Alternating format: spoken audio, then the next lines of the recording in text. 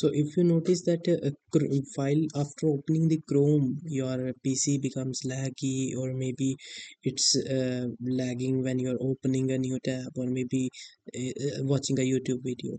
So what you can do is just come here and click on three dots, and all the way down here in the settings, go to settings, and here you can search memory.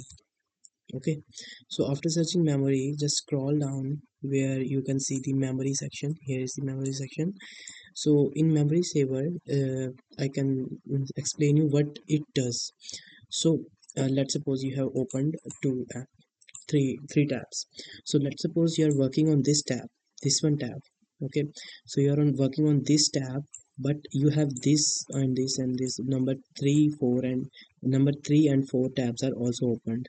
So what memory saving would do is that whenever you are active on one tab, it will automatically freeze the other tabs. Like if I'm working on these tabs, these all three tabs would be frozen, like they can't access any memory.